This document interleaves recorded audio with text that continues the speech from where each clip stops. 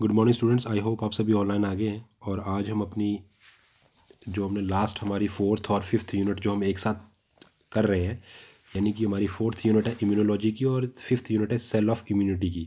तो ये एक ही चैप्टर है जिसको हमारे जो सिलेबस जिसने बनाया है उन्होंने दो पार्ट, हमारी यूनिवर्सिटी ने उसको एक ही चैप्टर को दो पार्ट में डिवाइड कर दिया है। ठीक, तो ये जो हमारी फोर्थ और फिफ्थ यूनिट का जो हम टॉपिक स्टार्ट कर रहे थे इम्यूनोलॉजी, आज उसका नेक्स्ट टॉपिक स्टार्ट करते हैं immune system in the body, कि हमारे शरीर का जो प्रतिरक्षा तंत्र है वो क्या है, उसको हम डिस्कस करते हैं। Immune system in the body कहता है in the human system consist of lymphoid organs, lymphoid tissue, cell और सॉल्युबल मॉलिक्यूल लाइक एंटीबॉडी। तो कहता है आपके प्रतिरक्षा तंत्र के अंदर ये चार चीज़ें मेन आती हैं। पहला है लिम्फॉइड ऑर्गन, दूसरा है लिम्फॉइड टिश्यू, तीसरा है सेल्स यानी लिम्फोसाइट सेल्स, और तीसरी है सोलबल मॉलिक्यूल लाइक एंटीबॉडी। तो lymphoid organ, lymphoid tissue, lymphocyte cells और सोलबल मॉलिक्यूल लाइक एंटीबॉडी। तो इन चीज़ों को याद रख ले, चार चीज़ें हैं जो आपकी प्रतिरक्षा तंत्र को बनाती हैं। पहला लिम्फॉइड टिश्यू, दूसरा लिम्फॉइड सेल्स, लिम्फॉइड ऑर्गन्स और लिम्फोसाइट सेल्स और सोलबल मॉलिक्यूल। कुछ सोलबल मॉलिक्यूल्स होते हैं जिसे कहते हैं एंटीबॉडी। ये डायग्राम है, diagrammatic representation the lymphoid node. तो ये आपका बीच में क्या है, थाइमस, और ये क्या लिम्फॉइड नोड्स, बगल में क्या है, ये लिम्फॉइड नोड्स है, और ये क्या लिम्फेटिक वेसल्स, जो आगे जो बाइफर्केशन हो रही है उसे कहते हैं लिम्फेटिक वेसल्स। क्लियर होगी बात? तो चलिए आगे चलते हैं। अब हम देख लेते हैं क्या क्या कहता है। Immune system is unique in the sense, वो कहता है इम्यून जो आपका प्रतिरक्षा तंत्र है ना, वो अपने आप में एक यूनिक है। उसके पास यूनिक इन द सेंस, वो सेंस के मामले में, संवेदना के मामले में बहुत ज़्यादा यूनिक है, विचित्र है वो बहुत ज़्यादा। क्यों? Recognise foreign antigen, respond to this and remember them. कहता आपका इम्यून सिस्टम क्यों सेंस के मामले में क्यों यूनिक है? क्योंकि पहली बात तो वो किसी भी फॉरेन एंटीजन को, आपकी बॉडी में कोई भी फॉरेन एंटीजन एंटर करेगा ना, उसे रिकॉग्नाइज करेगा, पहचान लेगा। जैसे वो अपनी बॉडी में घुसा उसे पहचान लेगा, भाई ये हमारी बॉडी का नहीं है, रिकॉग्नाइज कर लेगा। दूसरा, उसके प्रति रिस्पॉन्स करेगा और उसे हमेशा याद रखेगा। ये जो तीन चीज़ें, तीन बातें हैं, वो आपके इम्यून सिस्टम की बड़ी इंपॉर्टेंट बातें हैं। क्या बोला उसने कि जो ह्यूमन सिस्टम है उसमें आपको चार चीज़ें मिलती हैं प्रतिरक्षा तंत्र के अंदर, ह्यूमन इम्यून सिस्टम के अंदर। पहला lymphoid organ, lymphoid tissue, cells यानी लिम्फोसाइट सेल्स और सॉल्युबल मटेरियल लाइक एंटीबॉडी।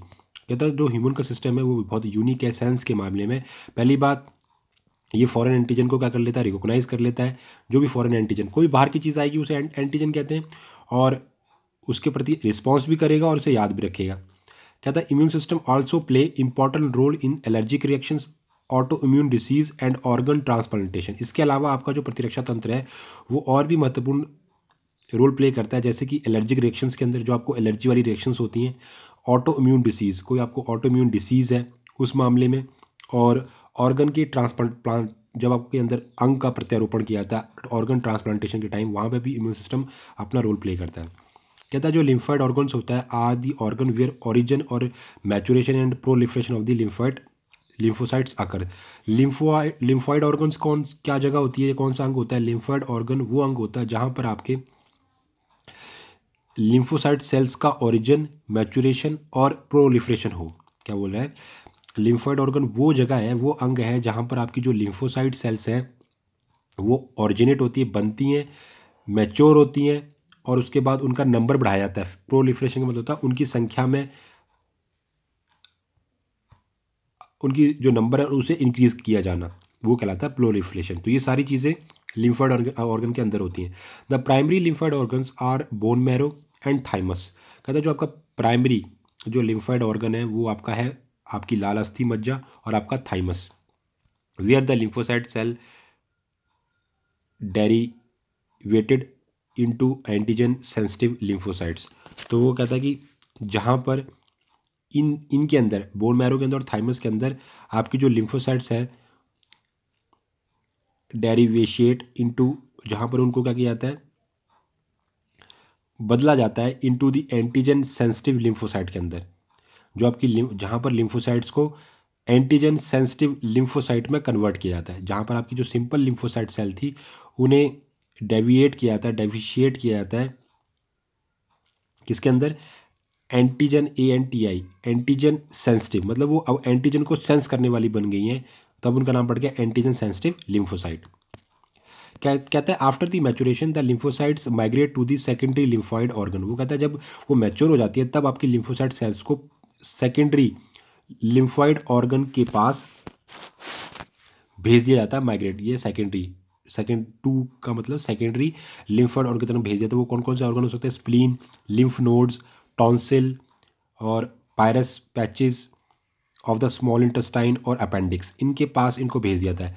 जो आपकी लिम्फॉइड सेल जब क्या हो जाती है, मेच्योर हो जाती है, तो उनको सेकेंडरी लिम्फॉइड ऑर्गन के पास भेज दिया जाता है, जैसे कि spleen, lymph node, tonsils, pierce patches of the small intestine और अपेंडिक्स के पास भेज दिया जाता है।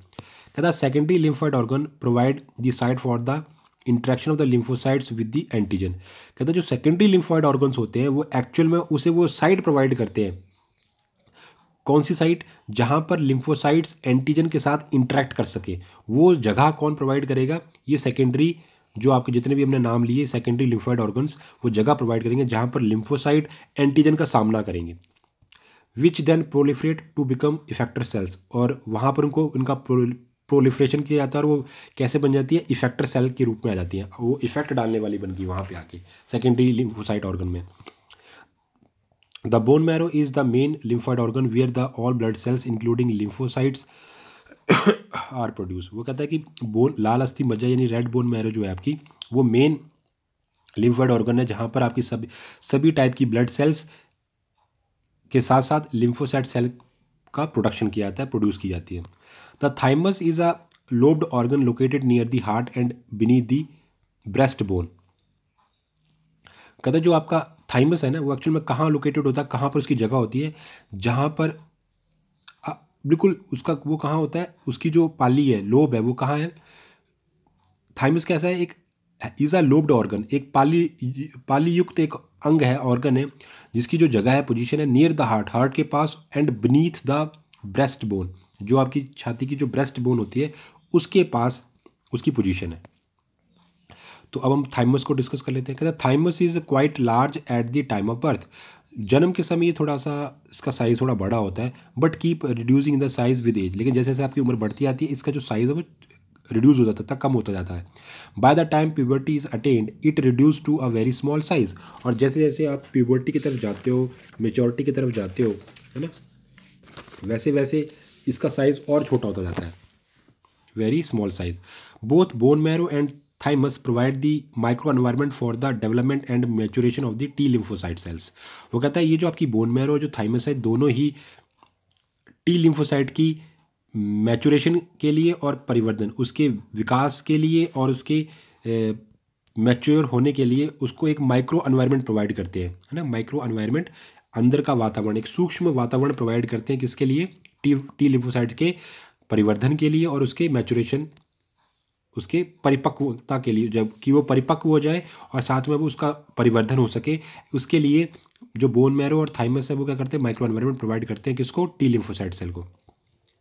नेक्स्ट बात करते हैं स्प्लीन की। द स्प्लीन क्या है, is a large bean shape organ, ये बीन शेप मतलब दाने के आकार का होता है, मेनली कंटेन दी लिम्फोसाइट और फैगोसाइट। इसके अंदर क्या होगा, सिर्फ लिम्फोसाइट सेल्स होती हैं और फैगोसाइट सेल्स होती है। Act has a filter of the blood, और इनका काम ये कैसे करती है, act has a filter of blood bye trapping the blood born micro organism. वो कहता है कि ये जो स्प्लीन के अंदर जो ये जो लिम्फोसाइट और फैगोसाइट सेल्स हैं, इनका काम क्या है, ये ब्लड में फिल्टर की तरह काम करती है। एक्ट हैज़ ए फिल्टर, ये ब्लड को फिल्टर करने का काम करती है। कैसे, ये पकड़ती हैं, ट्रैपिंग करती हैं जो ब्लड बॉर्न जो ब्लड के अंदर जो माइक्रो ऑर्गेनिज्म जीवित रहते हैं या जी सकते हैं, जो सर्वाइव करते हैं ब्लड के अंदर, उनको पकड़ने का काम करती हैं। Large reservoir of the erythrocytes, और इनका जो रिजर्वायर है वो कौन है, इरिथ्रोसाइट्स। मतलब आपको लिम्फोसाइट और फैगोसाइट्स किनके अंदर ज़्यादा मिलेंगी, इरिथ्रोसाइट्स के अंदर, आरबीसी के अंदर। ठीक, आगे लिम्फ नोड कहता है कि small solid structure located at the different point along the lymphatic system. कहता है जो आपका लिम्फेटिक सिस्टम है उसमें आपको बीच बीच में छोटे छोटे सॉलिड स्ट्रक्चर देखने को मिलेंगे अलग अलग पॉइंट पर। Lymph node serve to trap the microorganism और other antigens which happen to get into this lymph and tissue fluid. कहता है जो लिम्फ नोड्स है ना, ये जो नोड है, जो गांठें हैं, ये क्या काम कर रही है, ये सर्व करती है ट्रैप, ये जो हमारी ब्लड के अंदर कोई माइक्रो ऑर्गेनिज्म घूम रहा है ना, उसे ट्रैप करने का काम करती है, उसे उसके ऊपर पूरी नज़र बना के रखती हैं। और कोई एंटीजन जो आपकी बॉडी में घुस गया है, which happen to get into the lymph and tissue fluid. Antigen trap in the lymph nodes are responsible for the activation of the lymphocyte present there and cause the immune response। तो कहता है कि जो antigen trap in the, जैसे ही antigen क्या हो जाएगा, trap in the lymph node जैसे ही एंटीजन को ट्रैप कर लेगा, पकड़ लेगा, are responsible for the activation, साथ ही क्या करेगा, ये लिम्फ नोड एक रिस्पॉन्स देगा जिससे आपकी जो लिम्फोसाइट्स है वो एक्टिवेट हो जाएंगी और वो लिम्फोसाइट प्रेजेंट देयर वो वहाँ पहुँच जाएंगी and cause the immune response, और उनके प्रति रिस्पॉन्स क्रिएट करेंगी। तो क्या कह रहा है कि जो आपका लिम्फ नोड है वो क्या कर रहा है, उसका काम क्या है, ये है कि एक सॉलिड स्ट्रक्चर होता है जो डिफरेंट पॉइंट पर लोकेटेड होता है आपकी बॉडी के अंदर, आपके लिम्फेटिक सिस्टम के ऊपर, और इन लिम्फ नोड का काम क्या है, सर्व टू ट्रैप द, ये माइक्रो ऑर्गेनिज्म को पकड़ लेते हैं, ठीक। और भी कोई एंटीजेंस है which happen to get into the lymph and tissue fluid, उसे क्या किया जाता है, लिम्फ के अंदर ले जाया जाता है। बाद में वो जो एंटीजन पकड़ा हुआ है लिम्फ नोड ने, पकड़ते साथ ही ये लिम्फ नोड एक रिस्पांस उत्पन्न करेगा जिसकी एक्टिवेशन से लिम्फोसाइट एक्टिवेट होंगे, वहाँ पहुँच जाएंगी और उनके प्रति इम्यून रिस्पांस प्रोड्यूस करेंगी उस एंटीजन के प्रति। कहता the lymph tissue located within the lining of the major tracts. तो कहते हैं ये जो लिम्फ टिश्यू है ये कहाँ होता है, आपकी जो मेजर ट्रैक्स हैं, बड़े बड़े रास्ते हैं जैसे रेस्पिरेटरी ट्रैक, डाइजेस्टिव ट्रैक या यूरिनोजेनिटल ट्रैक, उनके अंदर जो लाइनिंग है, परत है, वहाँ पर ये लिम्फॉइड टिश्यू व्यवस्थित होते हैं। समझ आ गई बात। ये जो लिम्फॉइड टिश्यू है, ये जो बड़ी बड़ी जो आपके ट्रैक्स होती हैं, नलिकाएं होती हैं, जैसे जो आपकी श्वास नली है या आपकी जो श्वास नली का जो रास्ता है, जो आपके आहार नल का रास्ता है, या जो आपकी यूरिनोजेनिटल ट्रैक, यूरिनोजेनिटल मतलब जो आपका जनन तंत्र वाला जो नलिका है, उसकी जो लाइनिंग है, अंदर से जो परत है, उसके ऊपर ये इनकी पोजीशन होती है। It constitute about 50% of the lymphoid tissue in the human body. तो कहता है ये जो आपका लिम्फ नोड है ये लगभग आपकी ह्यूमन बॉडी के अंदर 50% कवर करता है लिम्फॉइड टिश्यू का हिस्सा, है ना। और called the malt mucosal associated lymphoid tissue. तो कहते हैं जो इन ट्रैक्स के ऊपर ये जो लिम्फॉइड टिश्यू लगा होता है उसका नाम होता है माल्ट, यानी म्यूकोसल एसोसिएटेड लिम्फॉइड टिश्यू। तो ऐसा टिश्यू जो आपको इन ट्रैक्स के ऊपर मिले उसका नाम क्या है, माल्ट, यानी म्यूकोसल एसोसिएटेड लिम्फॉइड टिश्यू। तो अब देख लेते हैं। कहते हैं जो बोन मैरो, उसके अंदर आपको क्या मिलता है, लिम्फोसाइट प्रीकर्सर्स मिलते हैं। बोन मैरो के अंदर आपको कौन मिलते हैं, लिम्फोसाइट प्रीकर्सर। प्रीकर्सर का मतलब होता है स्टेम सेल, मतलब ये बनाने वाले प्रीकर्सर्स होते हैं जो कल को जो चीज़ बनने वाली है उसके उपाजक, मतलब वो कल को उसको उनको बनाएंगे। तो प्रीकर्सर है, लिम्फोसाइट सेल के प्रीकर्सर है। कहाँ होते हैं ये प्रीकर्सर, बोन मैरो के अंदर। इनसे दो चीज़ें बनती हैं, थाइमस टी सेल और बी सेल।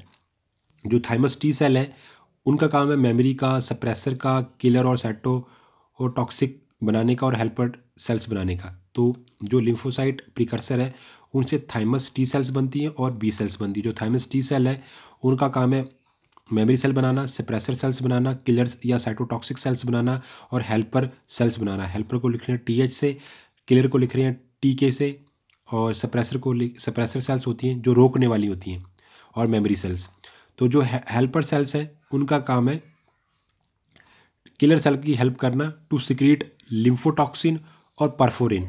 इसके अलावा जो किलर सेल है वो सेलुलर इम्यूनिटी प्रोवाइड करती हैं, सेल मीडिएट इम्यूनिटी प्रोवाइड करती हैं, CMI, है ना, सेल मीडिएट इम्यूनिटी को प्रोवाइड करती हैं। इसके अलावा हेल्पर सी स्रावित करती है साइटोकाइंस, ILS यानी लिम्फोकाइंस, राइट। उसके अलावा हेल्पर सेल बीटा सेल की हेल्प कर रही हैं, जो आपकी बी सेल्स हैं, स्टेम सेल से जो बनी है बी सेल, उनकी हेल्पर टी सेल हेल्प करती हैं प्लाज्मा सेल और मेमोरी सेल को बनाने में। प्लाज्मा सेल से क्या बनती है, एंटीबॉडी का प्रोडक्शन होता है, और वो अलग अलग टाइप की हैं, 5 टाइप की हैं, immunoglobulin G, immunoglobulin A, immunoglobulin M, immunoglobulin D, immunoglobulin E। तो GAMDE ह्यूमन इम्यूनिटी और AMI यानी एंटीबॉडी मीडिएटेड इम्यूनिटी। ये कौन सी इम्यूनिटी है, मतलब एंटीबॉडी मीडिएटेड इम्यूनिटी। और ये वाली कौन सी थी, सेल मीडिएट, मतलब यहाँ पर सेल रोल प्ले करेगी, रक्षा करेगी आपकी, और यहाँ पर एंटीबॉडी आपकी रक्षा करेगी। तो इसका नाम है एंटीबॉडी मीडिएटेड इम्यूनिटी और उसका नाम है सेल मीडिएट इम्यूनिटी। मतलब सेल मीडिएट मतलब यहाँ पर कोशिका पार्टिसिपेशन दे रही है और यहाँ कौन कर रहा है, एंटीबॉडी पार्टिसिपेशन दे रही है। इतनी बात समझ आ गई। तो आपने ये जो मैंने डायग्राम बनाया इसकी अपना स्क्रीनशॉट ले लेना है और इसको अच्छे से याद कर लेना है। ठीक, आगे बात करते हैं। कहते हैं based on these two type of the lymphocytes, मतलब आपने जो ऊपर बात की है उस आधार पर लिम्फोसाइट दो टाइप की हुई, two type of the active immune system, जो दो टाइप के एक्टिव इम्यून सिस्टम को बनाएंगी। पहला है CMIS और दूसरा है AMIS। जो CMIS के फुल फॉर्म है सेल मीडिएटेड इम्यून सिस्टम और सेलुलर इम्यूनिटी यानी T सेल, और एक होता है AMIS यानी एंटीबॉडी मीडिएटेड इम्यून सिस्टम और ह्यूमोरल इम्यूनिटी यानी कि B सेल। तो T सेल्स जो सेलुलर इम्यूनिटी प्रोवाइड कर रही है और B सेल्स जो एंटीबॉडी यानी ह्यूमोरल इम्यूनिटी प्रोवाइड कर रही है। तो पहले हम देख लेते हैं, आज हम देख लेंगे CMIS को सिर्फ, और नेक्स्ट लेक्चर में हम AMIS को डिस्कस करेंगे। पहले आज हम कर रहे हैं सिर्फ सेलुलर मीडिएट इम्यून सिस्टम को। ठीक, तो आज हम CMIS को डिस्कस करते हैं। कहता है CMIS क्या है, based on the T cell. ये जो CMIS है किसके ऊपर बेस्ड है, T सेल्स के ऊपर बेस्ड है, और ये लगभग 60 to 70% अपना एरिया कवर करती है। ठीक, मतलब 60 to 70% जो आपके अंदर बॉडी के अंदर जो प्रतिरक्षा तंत्र है वो किसका बना हुआ है, CMIS का। ठीक, 4 टाइप की सेल्स होती है, helper T cells, killer T cells और साइटोटॉक्सिक सेल और सप्रेसर सेल और मेमोरी सेल। ये हमने डायग्राम में भी अभी देखा था, ये वाली ये जो बात कर रहे थे, ये T सेल और B सेल। तो जो T सेल वाला काम है वो 70% है टोटल में से, और ये बाकी जो बचा वही B सेल वाला काम कर रहे हैं। तो आज हम बात कर रहे हैं हेल्पर T सेल के बारे में, किलर T सेल और cytotoxic T cell, suppressor T cell और मेमोरी T सेल। तो पहले बात कर लेते हैं। कहता है कि when pathogen enter inside the body first macrophage interact with them. तो सबसे कहता है जैसे ही पैथोजन आपकी बॉडी में एंटर किया, कोई फॉरेन पार्टिकल आपकी कोई एंटीजन बॉडी के अंदर एंटर किया, तो सबसे पहले मैक्रोफेज जो सेल होती है वो उसके साथ इंटरेक्ट करती है। एक्टिवेट दी T हेल्पर सेल। सबसे पहले वो किसको करेगी, हेल्पर T सेल को एक्टिवेट करेगी। TH का मतलब आपकी हेल्पर T सेल सबसे पहले एक्टिवेट होगी बाय रिलीजिंग साइटोकाइंस और इंट्राल्यूकिन्स ILS और मोनोकाइंस। तो सबसे पहले क्या होगा, अभी हमने डायग्राम में भी देखा था, ये देखो TH के बारे में बात की थी। जो आपकी हेल्पर TH जो होती है वो सिक्रेट करती है साइटोकाइंस और इंटरल्यूकिन्स और लिम्फोकाइंस। तो वो भी बात कर रहे हैं कि सबसे पहले जो इंट्रैक्शन होगी, सबसे पहले मैक्रोफेज के साथ मैक्रोफेज सेल्स करेंगी और एक्टिवेट करेंगी T हेल्पर सेल को कि वो रिलीज़ करे साइटोकाइंस को या इंटरल्यूकिन्स को या मोनोकाइंस को। ठीक, तो अब helper T cells activate helper cells stimulate the killer T cells and B cell. जैसे ही हेल्पर सेल आपकी एक्टिवेट होगी तो हेल्पर सेल को किसने एक्टिवेट किया, मैक्रोफेज ने। सबसे पहले मैक्रोफेज इंटरेक्ट किया आपके पैथोजन से और उसने TH सेल को क्या किया, एक्टिवेट कर दिया।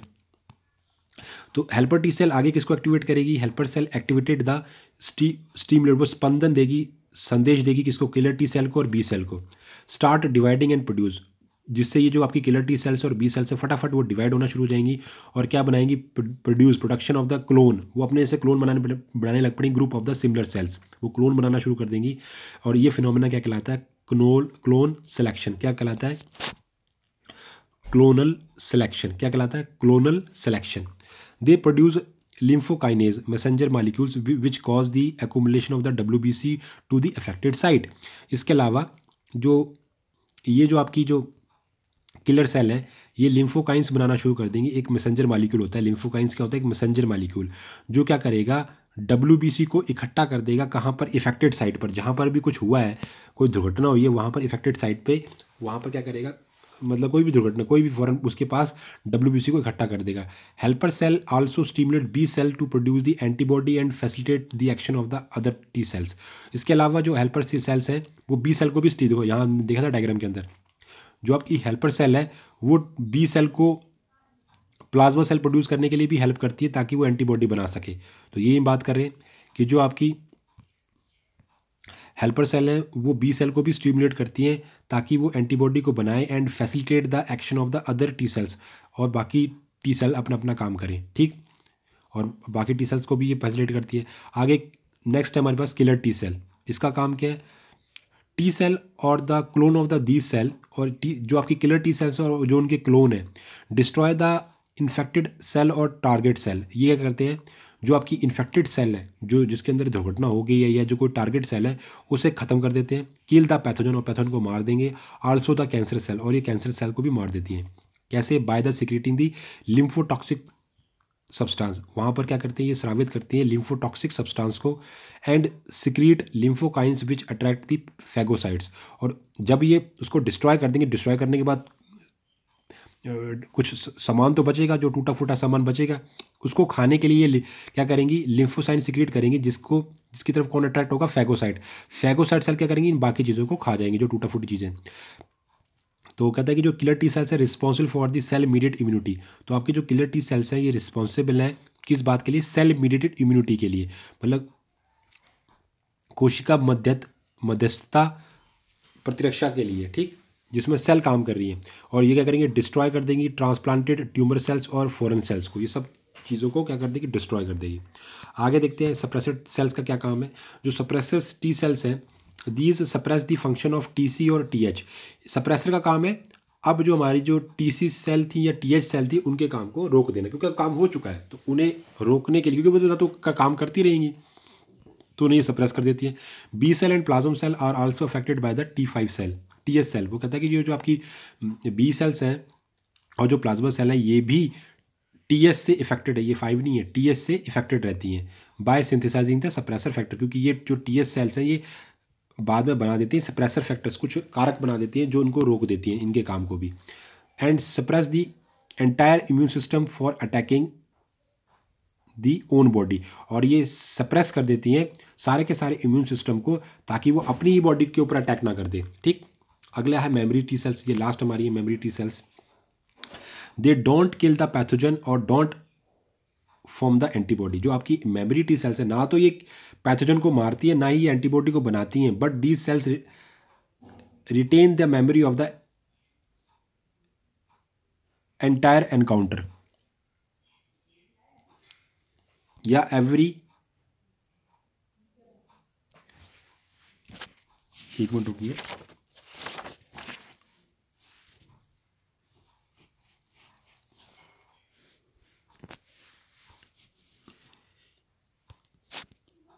ये एवरी। तो कहता है कि जो मेमोरी टी सेल्स होती है, ना तो ये पैथोजन को मार सकती है, ना ही एंटीबॉडी को ख़त्म करती है। इनका काम होता है these cell retain the memory of every encounter, मतलब जितनी बार एनकाउंटर होगा, जितनी बार इनके बीच में लड़ाइयाँ होंगी या जो भी काम होगा, उसको ये याद रखना। इन सेल्स का काम है सिर्फ याद रखना कि क्या क्या लड़ाई चली थी, किसके बीच में चली थी, कौन पैथोजन आया था, वो ये सब सारी जो मेमोरी है वो इन मेमोरी सेल के पास होती है।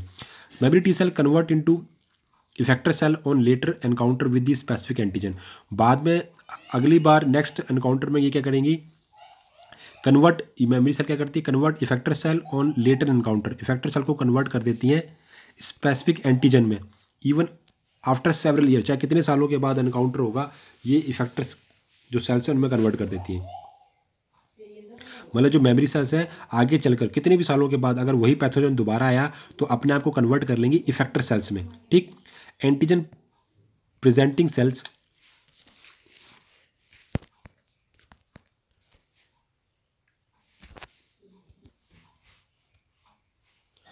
तो अब हम आगे बात करें antigen presenting cell. Antigen presenting cell immune system यानी mechanism, every antigen molecule is processed by antigen presenting cell.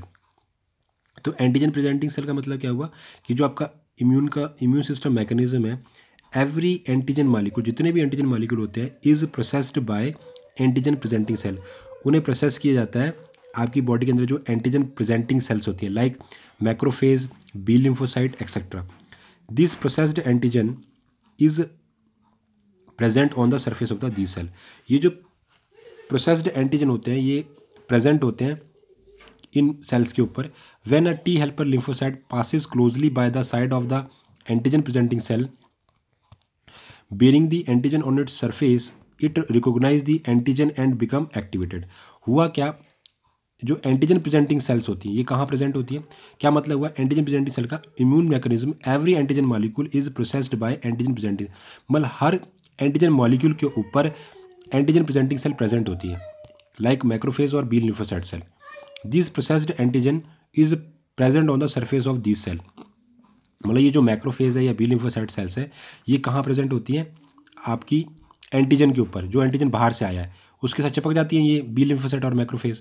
और अब ये बिहेव कैसे कर रही है? प्रेजेंटिंग सेल का। तो जो आपकी टी हेल्पर लिम्फोसाइट सेल्स होती हैं, जैसे ही वो बगल से गुजरेंगी, side of the antigen presenting cell bearing the antigen on it surface, मतलब ये जो सेल्स है ना मैक्रोफेज या लिम्फोसाइट, इन्होंने अपने ऊपर बिठा रखा है एंटीजन को।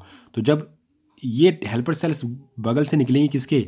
Antigen presenting cell. वो कौन है? बी लिम्फोसाइट और मैक्रोफेज, जिन्होंने अपने ऊपर क्या रखा है? Antigen on it surface. तो it recognise the antigen and become activated, ये एंटीजन को रिकॉग्नाइज कर लेंगी और एक्टिवेट हो जाएंगी। Now T helper cell activate these B cell and T killer cells turn develop clone of the frequent division in them self. तो तब क्या होगा? जो आपकी हेल्पर सेल्स है, टी हेल्पर सेल्स, वो एक्टिवेट होके बी सेल और टी सेल्स का फटाफट क्लोन बनाएंगी, कि वो बी सेल्स को और टी किलर सेल्स को ऑर्डर करेंगे कि आप अपने अपने फटाफट क्लोन्स बनाओ और डिवीज़न के लिए तैयार हो जाओ। ठीक है, तो थैंक यू सो मच, आज के लिए इतना करेंगे। आज हमने सिर्फ एक देखा सेल मीडिएट इम्यूनिटी देखी है, कल हम देखेंगे antibody mediate immune system. Thank you so much.